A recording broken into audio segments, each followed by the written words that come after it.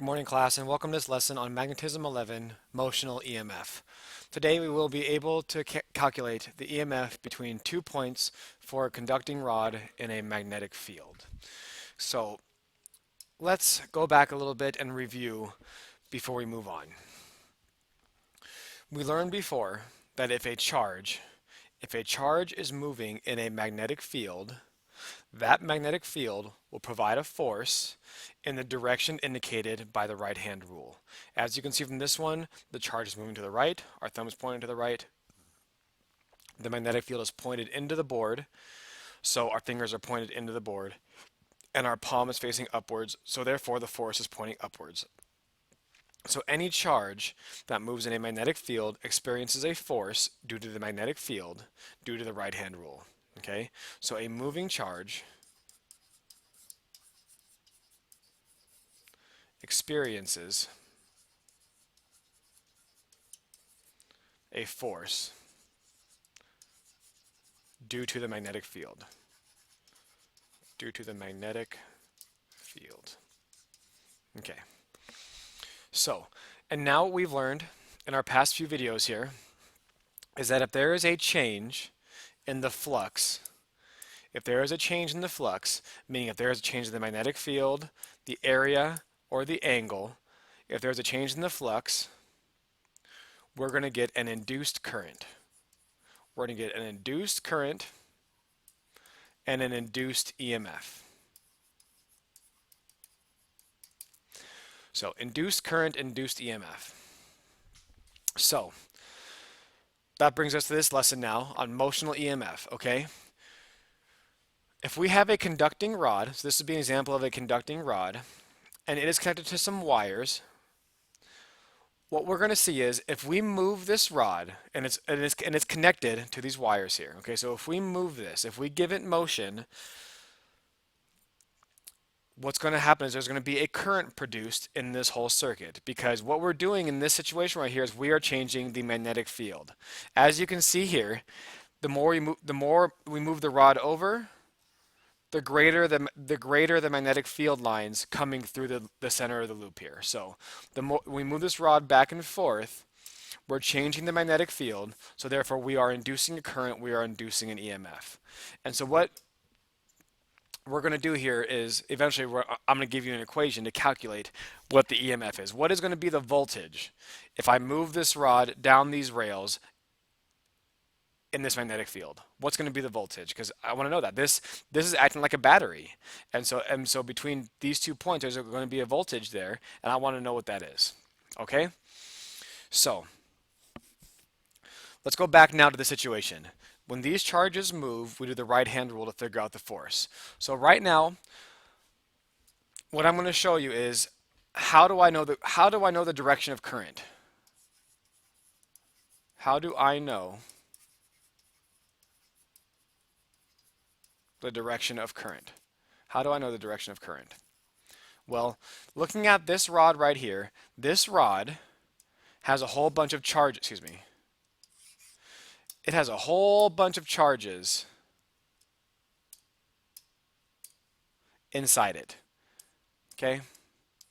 It has a whole bunch of charges inside it, and we're moving it to the right.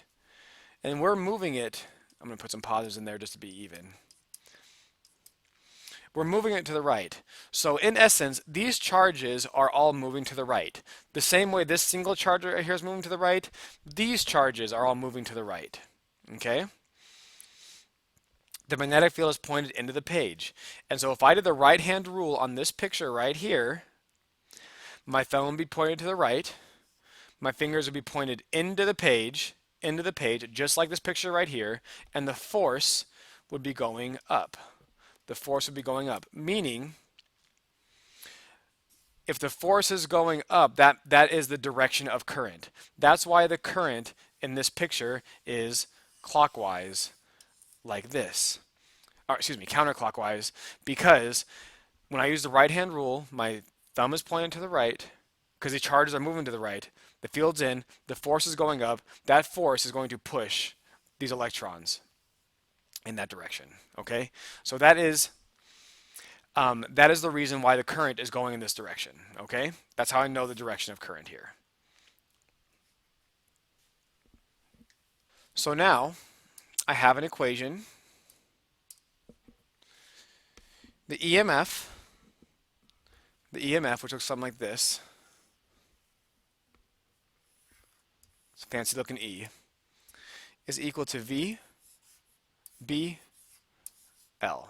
VBL, where V is the velocity of the moving rod, V is the velocity of the charges here, so how fast we're pushing it. B is a magnetic field, that is the magnetic field from this question, and L is the length of the rod, here. So if I know those three things, I know what the voltage is going to be. I know what the EMF, the voltage is going to be in this example. Okay, so the EMF is equal to VBL. Now, there's one more thing I want to point out before we leave. This is the equation we're going to use, and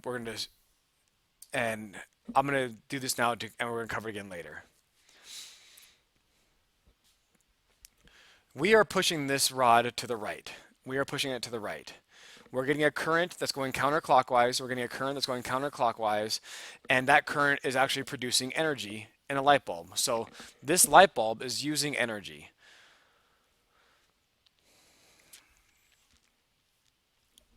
And what we know here is the magnetic field will produce a force on the rod. The magnetic field will produce a force on the rod. So let's do the right-hand rule in a different context now. Okay, let's do the right-hand rule in a different context. Our current is going up. Our current is going up. So if you take our right hand, we take our thumb pointed up. The magnetic field is going into the board. So if we point our fingers into the board and our thumb pointing up, our palm is facing to the left. So if we push this rod to the right, the magnetic field is going to produce a force in the opposite direction. So if I push this to the right, the magnetic field will produce a force in the opposite direction. So this is going to be in the opposite direction.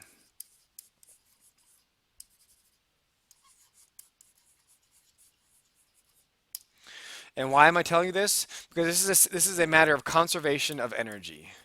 This is a matter of conservation of energy. Okay, and this is going to come up later, and so this is a building block for it now. If let's say these rails were frictionless. Let's say these rails were frictionless here. If I push on this rod once, it should keep on going forever, right? There's no friction, it should keep on moving. But if it keeps on moving, it's going to provide energy to this light bulb. But the problem with that is, where's the energy coming from? So that means it can't happen. If I push on this rod once and I let go and it keeps on moving, it's producing energy in this light bulb right here. It's providing a current to this wire. But that energy has to come from somewhere. It has to come from somewhere. So the conservation of energy states that if this light bulb is being powered up by something, that energy has to come from a certain spot. So the energy is coming from our hand. The energy is coming from our hand. Okay? In this particular situation. And so if we push this in reality and let go, it's going to slow down and stop. This thing will slow down and stop because the magnetic field is providing a force in the opposite direction. Because we are providing energy to this circuit, the energy has to come from somewhere. So once we stop pushing, the force of the magnetic field will slow it down and stop it. We can't get energy from nothing. We can't push this along and expect it to keep on going. It has to stop somewhere. And it's going to stop because of the force provided by the magnetic field. The force is always going to be in the opposite direction to the force that we're providing to the charge. Okay? The force is always going to be in the opposite direction to the force that we're providing in the charge here. So we have to keep providing a force to keep this moving, to keep providing energy to this wire. Okay. So, and this is what a generator does. This is what a generator does, and we'll I'll get to generators in a little bit in the next couple of videos.